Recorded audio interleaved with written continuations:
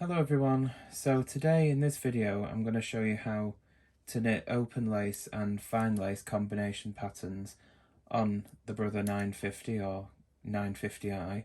This machine I'm using is a 950i, and both models have the Stitch World 1 book programmed in for built-in patterns, and there are a few fine lace and open lace combination patterns already in its memory as built-in patterns. But the one I'll be knitting today is from Stitch World Extras, you can see. So I thought it'd just be a bit different, one you might not have seen possibly. So I've cast on and knit a few rows, I've done 6 rows there, and I've set my pattern up to begin knitting.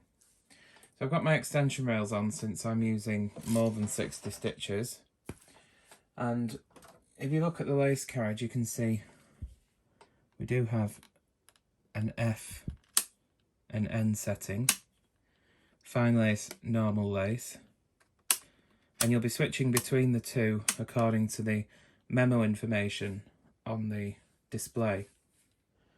So I've got the pattern set up to knit and it's on row 1 ready to start. Now the 950 and 950i don't have a separate memo window. So to get around that, if you're not going to use a Mylar sheet for memo information and your memo is built into the pattern electronically, then the yellow and green pattern position keys, you press the yellow one to access the memo information and you press the green one to return to the pattern row counts. So as you can see, when I press the yellow key, this is now my memo information being shown on the display, and a flashing 1 indicates that the lace carriage needs to be set on F. When the display changes to a flashing O, we need to change the switch on the lace carriage to N for open lace. Now when the display shows even numbers, 2, 4, 6, that sort of thing, that's an indication on how many rows to knit. So I'll start by passing the lace carriage from left to right, but remember we have that flashing 1, so we need to set the lever there on the lace carriage to F. And I'll start my transfers following the memo information on the display.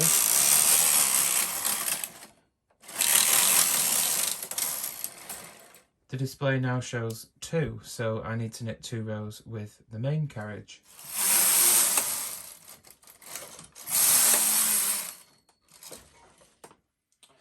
Back in with the lace carriage. I still have a flashing 1, so I still need to be set on F for fine lace. A 2 has appeared, so I'll knit 2 rows with the main carriage.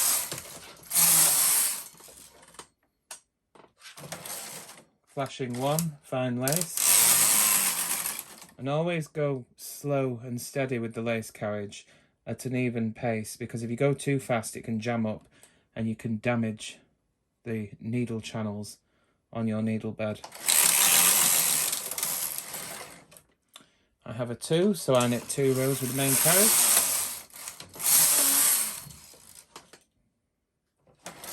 Flashing 1, fine lace. Now you can see the display has changed to a flashing O, and you can usually tell if you have, but it does depend on the pattern, but you can normally tell if you have more sparsely selected needles that is going to be the open lace section. But the flashing 0 means we need to change the lever on the lace carriage to N for open lace.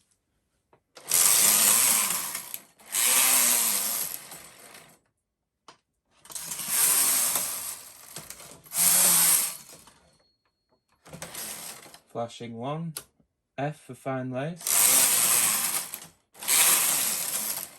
Flashing O, N for open lace.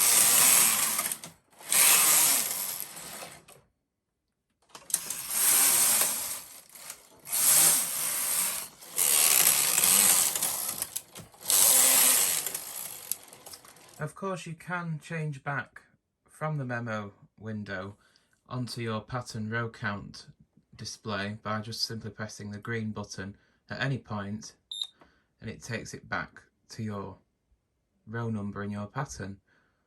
And of course, to go back to your memo window, press the orange pattern position key.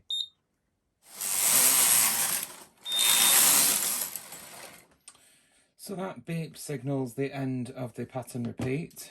So what I'm going to do now is just switch the machine off and knit about 10 rows.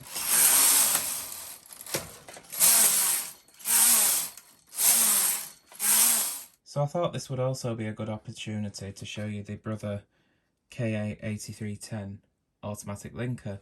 And basically this is a little accessory that will cast off for you using a chain stitch, and the cast off edge looks very similar to like what you would have in hand knitting, the basic cast off. So what you need to do is you need to make sure your final row is from right to left, so you end with the carriage on the left, and your last row needs to be pretty loose. As you can see here, these stitches are much tighter than this last row here. This was a tension 7, my garment tension, and this here on the last row was tension 10. If you're unable to get a loose enough row for your final row, especially if you're using a higher number to begin with on the dial, then you may want to unthread the yarn from the yarn mast and hand feed it, and also pull down quite hard on the knitting as you take the carriage across, and that should give you some nice loose loops, because if the loops are not loose enough, this cast off won't work very well.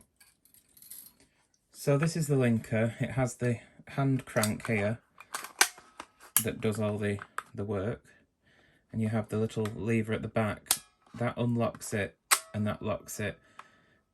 You need it in that position when you're putting the linker onto the needle bed and you're positioning it at the start of your knitting. And to lock it onto the bed, you press the lever towards the left and it pops out on this side. When you're starting with the linker, you need to have the handle here. There's a tiny little notch, and the handle needs to line up with that, the 6 o'clock position essentially. So we take our needle pusher and bring the needles into E position, holding position, while holding the knitting down so that it doesn't loosen up.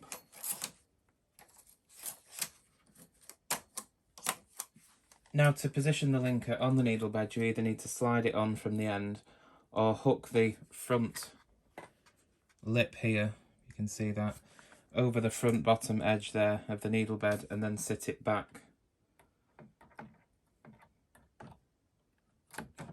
like that, whatever you find easier. Now we need to bring the rightmost edge fabric forward just slightly so that this little guide here, can you see this guide? The fabric needs to run into that guide there so that it can be caught by the latch hook there. Can you see it's just, let me get a pokey tool. It's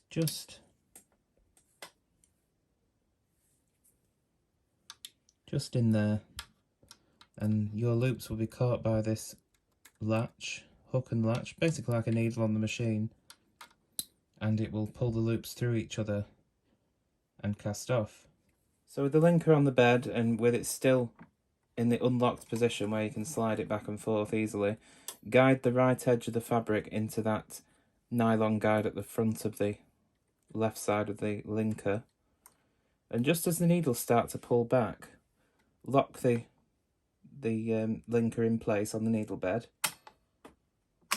like that.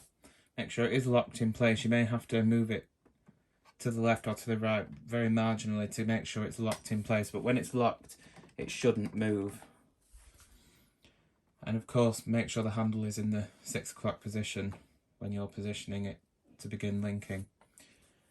Now the next important step is to make sure you put a claw weight on the edge to be linked or to be cast off, just there like that. This will help pull it down so the stitches can form properly, and take the comb off as well and any weights. and just have the claw weight hanging on the edge that's being cast off. And now simply turn the handle in the direction of the arrow and it will cast off for you.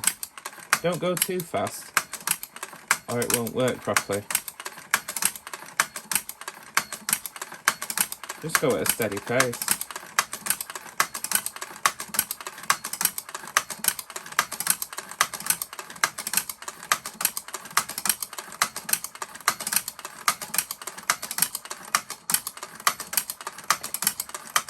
I've homed in a bit on the needle itself that's in the linker that moves in and out, so hopefully you can see what happens when I turn the handle.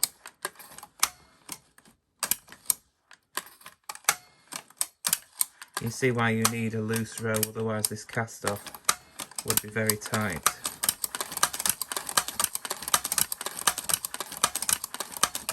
Now, depending on how wide your knitting is, you may have to move the claw weight up that's on the edge, pulling the cast off end down, because if you have it too low it won't work very well at pulling down on the knitting.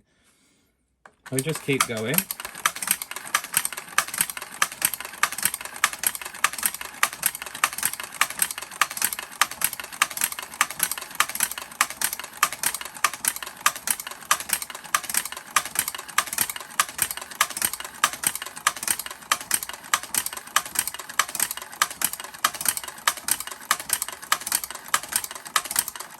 Now, of course, as you're approaching the end, make sure you move your carriage out the way.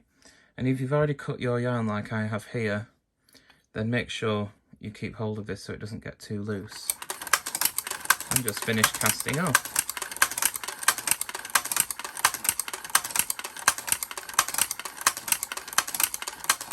When you get to the very last stitch, let the linker pull the last loop through and finish with the handle.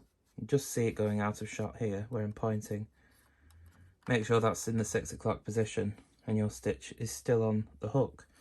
Remove your claw weight from the edge being cast off, and if your yarn hasn't been cut yet, cut the yarn and hold it very close up here. Don't try and pull the loop through when it's attached to the linker because you could bend the needle, but hold the end of the knitting where the loop is attached to the needle as close to the bottom of the linker as you can and hold it tight so it can't unravel as you turn the linker, the final rotation, to release the stitch.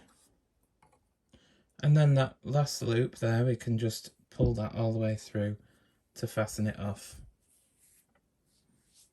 And if you notice, the linker has automatically put all the needles that you were knitting on out of work as it cast off your knitting, which is a nice little feature. When you've finished, make sure the handle's in the 6 o'clock position. Push the left hand side lever to the right, tilt the linker towards you and pull it away from the needle bed. Okay, after a little bit of blocking, this is what we end up with. Have the nice fine lace pattern there, and then we've got the little sort of flower shaped open lace on this particular pattern, and the fine lace adds a wonderful texture and depth to what would be an otherwise plain open lace. You can see there's our wonderful cast off edge there from the linker, very hand knit looking.